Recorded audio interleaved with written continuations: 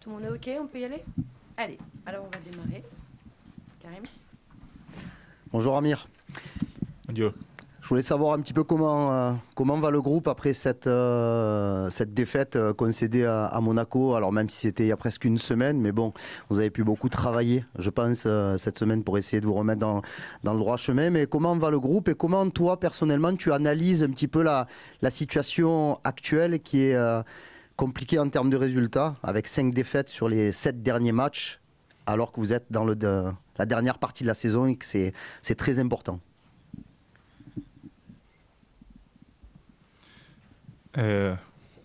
Obviamente es difícil.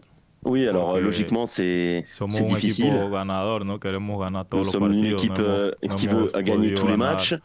Los On n'a últimos pas partidos, pu como dice. gagner les derniers matchs, comme vous avez dit. El análisis es que Je pense que l'analyse estamos unidos, tenemos un objetivo est claro. qu'il faut rester unis, on a un objectif clair tous ensemble, il faut se qualifier pour la Ligue des Champions avec ces derniers matchs, pas à pas, match par match. Je peux déjà penser à Montpellier ce week-end et ensuite on aura les autres matchs qui arriveront derrière. Si on parle plus précisément du secteur défensif, mais pas que de la défense, hein, parce que l'OM encaisse beaucoup de buts ces derniers matchs, 11 buts sur les 4 derniers. Il n'y a pas que la défense qui est pointée du doigt, mais est-ce que tu as une explication un petit peu à cette passe difficile sur des matchs où on a l'impression que dès que l'adversaire accélère un peu ou vous prend sur les côtés, vous êtes mis en grande difficulté? Es un tema difícil, obviamente, ¿no? Alors c'est quelque chose de compliqué, bien sûr. Moi qui suis défenseur, eh bien, logiquement on ne veut pas. Je ne veux pas qu'on reçoive des buts, qu'on concède des buts. Nous avons eu lors de ces derniers matchs beaucoup d'absents en défense. Si on parle de la défense, des partenaires qui jouent et qui ne sont pas à leur poste, qui n'ont pas été mauvais, mais eh bien, dans certains points des matchs, eh bien, c'est un petit peu plus difficile pour eux aussi. Je pense qu'on le sait tous, on doit s'améliorer au niveau défensif, mais pas seulement la ligne défensive, mais globalement toute l'équipe. C'est quelque chose que on est conscient qu'on doit améliorer, qu'on espère le faire dès le prochain match. Mathieu. Oui, bonjour Amir. Je continue dans la lignée de Karim. Justement, sur quoi avez-vous travaillé cette semaine sur l'animation défensive pour justement éviter d'être un peu plus imperméable? Et est-ce que voilà, il y a aussi peut-être des bonnes nouvelles comme le retour de Luis Felipe Ramos qui peuvent aussi vous apporter dans ce secteur qui est très important? Pues trabajamos lo que trabajamos on a travaillé ce que l'on fait chaque jour, ce que l'on travaille toujours, essayer d'être plus unis, plus proches l'un de l'autre sur le terrain aussi. Et comme vous avez dit, Luis Felipe va bien, il est disponible et on est sûr qu'il apportera son expérience et son jeu défensif à l'équipe aussi pour ces derniers matchs. Slim. Pardon, je n'ai pas vu.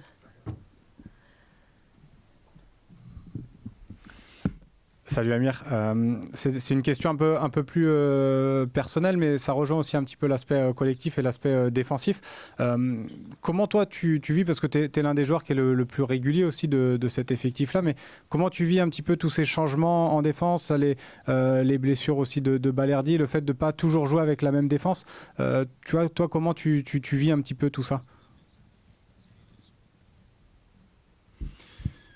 Pues nada, al final, como lo dije anteriormente, no. Eh bien, comme j'ai dit, au final, un grupo unido, no, je pense que nous sommes un groupe uni et les partenaires qui doivent jouer à des postes qui ne sont pas les leurs, naturellement, eh bien, on fait des bons matchs.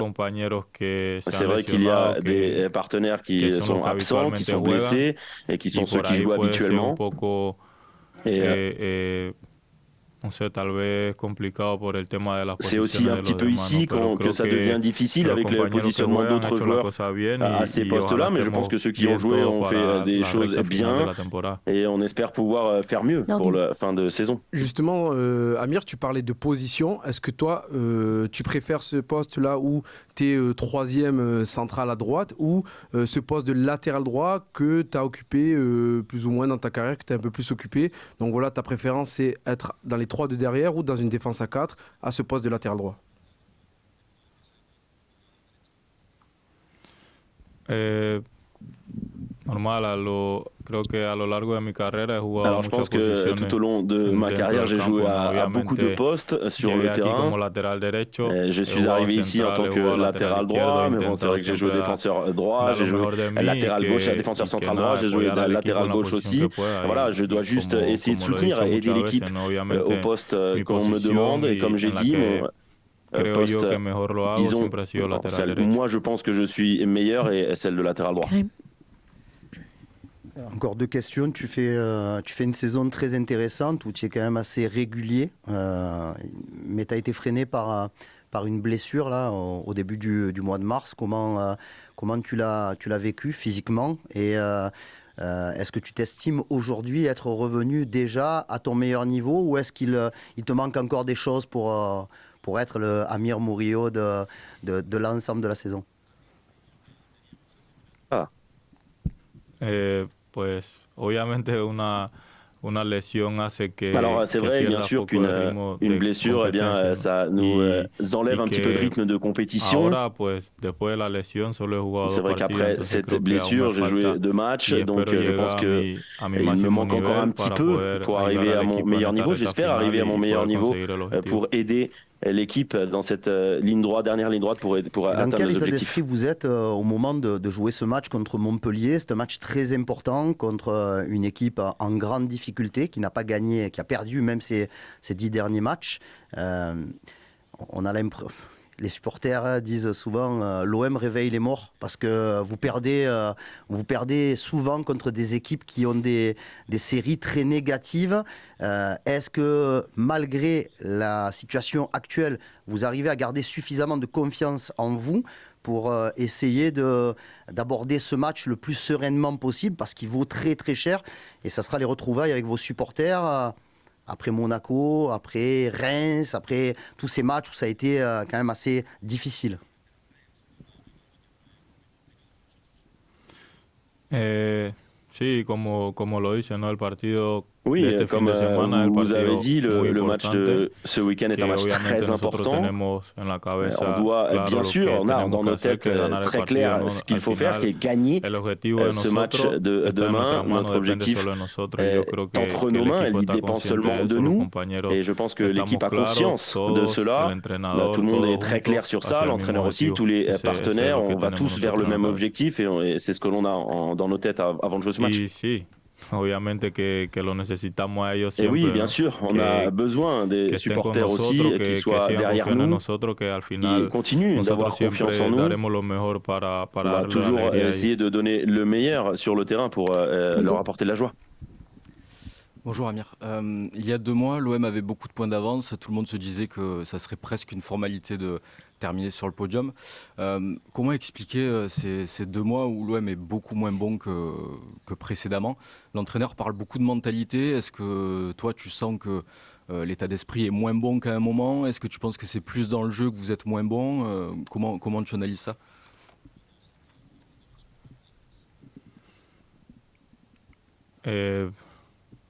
Pues nada, creo que honestamente tuvimos. Alors je pense honnêtement qu'on a eu une baisse de régime. Je ne pourrais pas vraiment vous donner des raisons parce qu'on entraîne toujours de la meilleure manière possible. On prépare beaucoup les matchs de la meilleure manière possible également. Tous les matchs doivent être joués aussi. Je pense qu'on a eu des résultats qui nous ont surpris nous-mêmes. Mais comme j'ai dit, je pense que l'objectif est très clair pour tout le monde et il dépend de nous, c'est entre nos mains.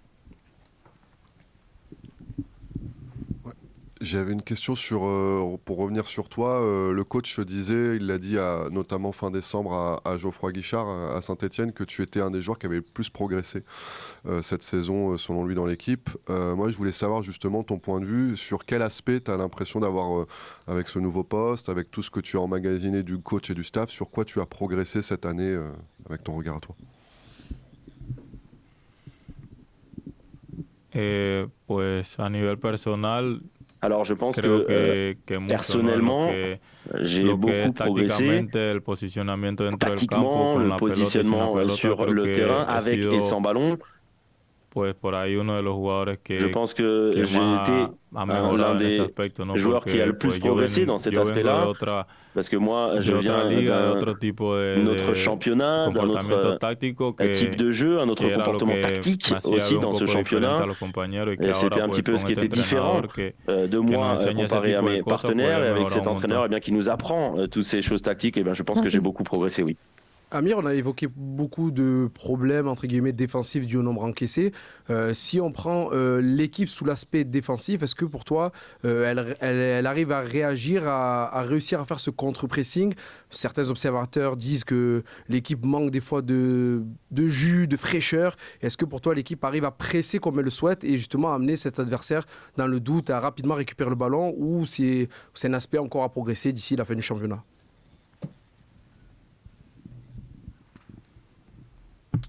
Pues sí, al final es mejorar el nivel defensivo. Au final, il faut s'améliorer défensivement, mais aussi globalement dans tous les secteurs de l'équipe. Comme j'ai dit, on s'entraîne, on a un plan de chaque match. Et souvent, on doit essayer de faire le pressing quand on perd le ballon, ce contre-pressing, mais aussi parfois les rivaux ont aussi un plan qui nous embête, et puis les choses ne se passent pas comme on le veut.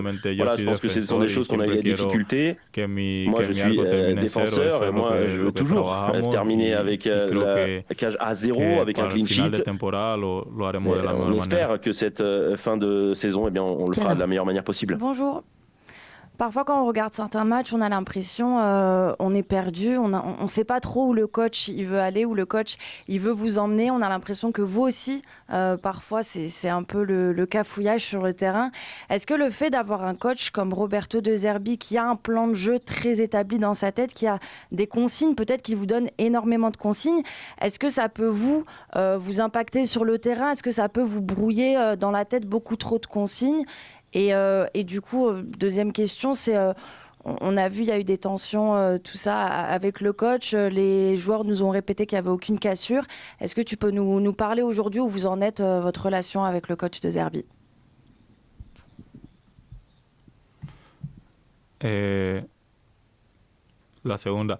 Con relación a la deuxième question, donc, sur la relation entre les joueurs et l'entraîneur, je pense que c'est une relation qui va très bien.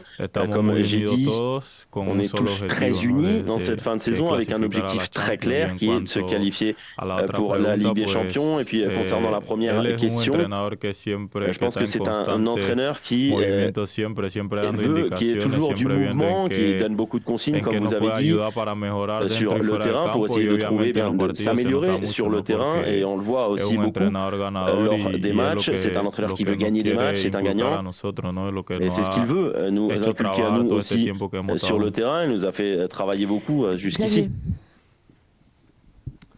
Bonjour Amir, on a parlé de votre bonne progression cette saison, et effectivement vous êtes l'une des belles satisfactions, et surtout il y a à peu près 2 semaines après le match contre Toulouse, Roberto De Zerbi énumérait les cadres du vestiaire, donc Rouli, Rabiot, Hochberg, et il vous a également cité, et je voulais savoir comment vous concevez justement ce rôle de cadre du vestiaire par votre implication, par votre investissement au quotidien. Qu'est-ce que ça représente pour vous? Merci.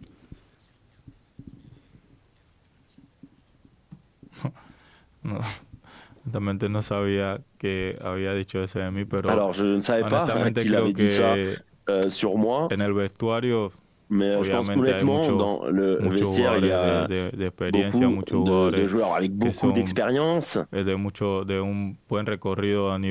joueurs qui ont déjà eu des très grandes carrières sportives jusqu'ici, qui nous parlent. Et on essaye toujours maintenir le groupe uni.